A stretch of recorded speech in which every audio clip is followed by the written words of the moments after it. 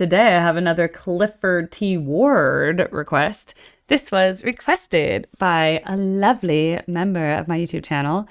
Um, and they really like this Clifford T. Ward. By the way, I really liked Clifford T. Ward's song that I heard earlier, and then I found out that Clifford T. Ward wrote a lot of songs for other people, but that's why we don't know him so much. We just don't no one's ever like, oh yeah, Clifford T. Ward. Like I had never heard of him, whereas like some of these people from the 70s like became kind of household names, you know? But with Clifford T. Ward, it's like, okay. So what better than to listen to another song? What do they say? Give Me One More Chance, which is taken from the very successful album Home Thoughts from 1973, which included two of his most popular songs, Gay, but spelled Gaye, a top 10 single in the UK, and Home Thoughts from Abroad, which was the B-side of Gay. Just so you guys know, a B-side is when there was like a little record and then it was a single, and then you had to turn it around to play the other side. Some people might not know that. I'm saying my parents had a record player, but we mainly had big records, but then we had this little one. But my favorite record growing up was, there was this record called Yankee Doodle Mickey, which was a Mickey Mouse Disney patriotic album. And it had like, all the U.S. Armed Forces songs. Off we go into the wild blue yonder, climbing high into the sky. It had My country, 'tis of the sweet land of... I'll review it for you guys sometime, okay? It was my favorite record, though. But a B-side is when you had to, like, flip it over. I know. It's like, what? Who could have did this? I'd like to include more songs, but it looks like you have to be done one at a time on your site. However, I look forward to your reaction. Yeah, I like doing one at a time because I can find 4 minutes and then 5 more minutes to talk about it. Sometimes it's hard for me to have time for like a whole album, so I put it off. Okay, well, let's go.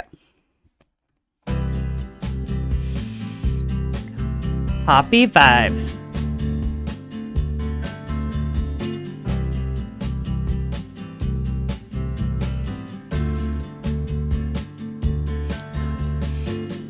Won't you give me one more chance? Baby, won't you try? Won't you give me one more chance? Baby, won't you try? If you were here with me, then I could explain. It doesn't have to be like this, I'm to blame. Won't you give me one more chance? Baby, won't you try? Won't you give me one more chance? Baby, won't you try? If I could talk to you, just give me some time. I wouldn't ask you to, but I'm losing my mind.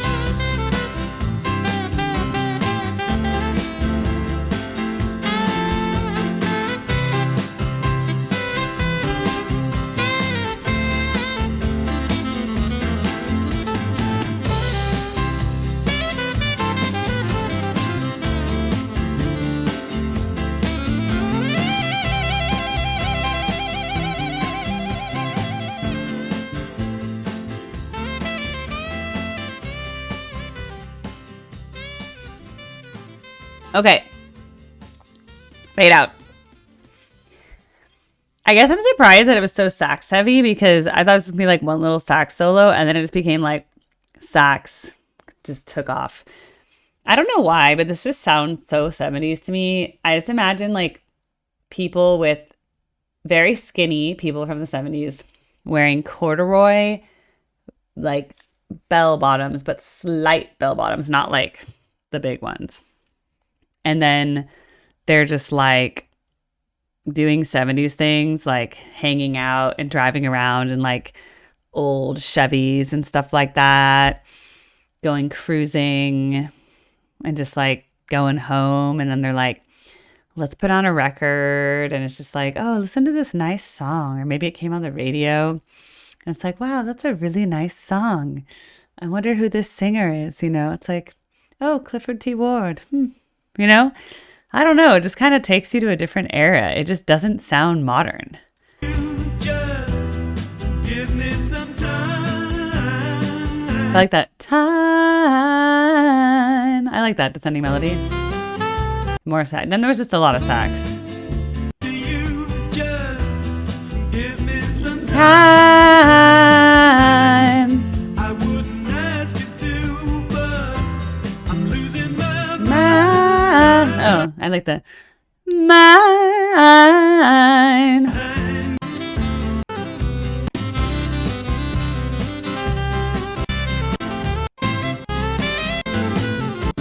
And it just went off on like crazy saxiness, which was cool.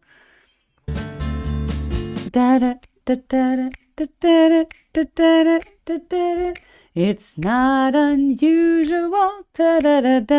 Doesn't it sound a little bit like it's not unusual? It's not unusual.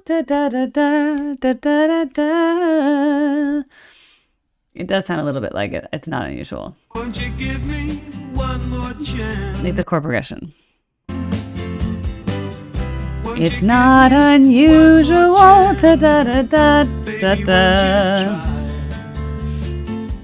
It's not unusual.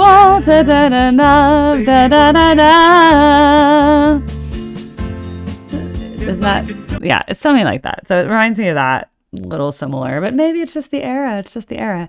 Really nice song. There's nothing bad to say about it. It's just like, it just sounds like a different era. So it just brings me to that time. I think it's better than most of the pop music we have today. It's better than like the auto-tuned, weird AI, automated beats, fake instruments. Everything's a synth. No real musicians. This is at least done like a real studio recording. It's quality. What can I say? And like I said, I think if you like got to know the song a lot and you played it and you'd be like, oh, let's listen to that song again. I love that album or whatever. And that's great. Also, albums were meant to be played back then because it was too hard to turn the record over. And it was too hard to find a specific song. So you guys just had to start it and just play the whole thing. That's why you guys love albums so much. Because in your generation, you didn't have like CD tracks. So you had to just like play it. It was easy to find the beginning. There were the records going and you go like this with the little diamond thing. And some of them were auto and could just like go back to the beginning. You'd find the little like starting point of the record and then it would just like go. But it was too hard to rewind. It was too hard to stop. You can't stop it. You just can't stop it. So you had to just listen to the whole album. You couldn't even like do track select, right? I grew up in a CD generation. So I'm like, I mean, I had a cassette tape, but a cassette has this like fast forward. So you go rewind, rewind. Then we'd flip the tape over. I had like the Little Mermaid soundtrack on cassette, and I had this little Walkman, and it'd be like, look at this stuff, isn't it neat? Wouldn't you think my collection's complete? That was me in like 1990. Wouldn't you think I'm the girl who has everything? But yeah, that's why you guys love albums so much. It's because you didn't have the concept of skipping songs. We've only had the concept. Then when CDs came out, I was like, whoa, you can just like change the track. And that's why I always skipped over some of the Beatles songs. I just skipped them.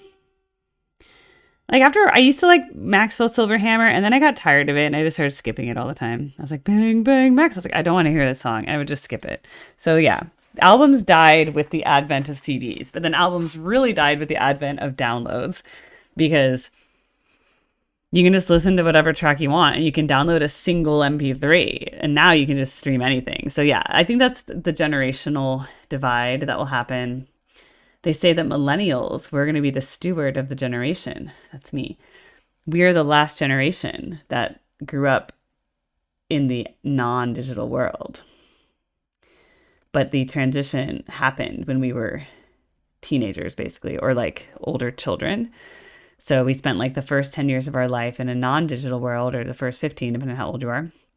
And then things became digital, and then we got computers and the internet. So we're the last generation that remembers non-internet and what that was like. And so we have to be the ones that transmit all of your knowledge to the next generations. Oh, it's so much pressure. Anyway, it's all of us together. It's not just me. All right. Well, that was awesome. I love it. I can just tell stories and just like, this is my channel. I can just make it whatever I want it to be. That was great. Wow, we're going to have some King Crimson coming up. I had to skip it for now because there's like 3 songs. I think it might be all together. Then I have Irion. I have so much stuff. Wow, this is such a very eclectic bunch of songs. So please subscribe. And if you want to get onto my request list, please fill out the form on this link tree, which is linked at the top of my YouTube page. I have the same link tree on every single social media of mine. It's Erica in America, so you'll know it's me. That's me. It's purple right now and pink, and that's my picture. And these are all my things. So anyway, I'll see you guys in the next video. Bye, bye, bye.